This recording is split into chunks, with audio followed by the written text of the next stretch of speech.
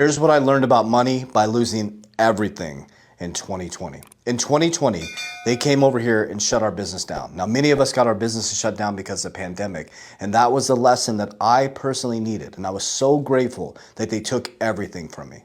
The lesson that I learned about money is the 1% every single economic collapse, they become wealthier as the middle class and working class have to fight to survive. So it's like, wait a minute. If they get wealthier every single time, how are they operating? So what I started to do is I realized that they have systems, they have structure, and they move differently than the general public. So what you're hearing on the news, by the time it gets to news, it's too late.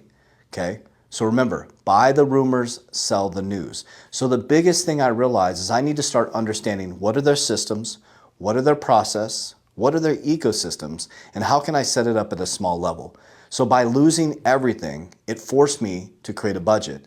It forced me to create a dollar cost average investment plan. It forced me to learn how to enter and exit the market like the elites do. And it also forced me to build an infrastructure so my family could never end up in that position ever again. So the biggest lesson I learned is that the elites have ecosystems. They have structure. They pull profits well before the public comes in, and they enter when there's blood in the streets. So the key factor to understand is, do you have a budget?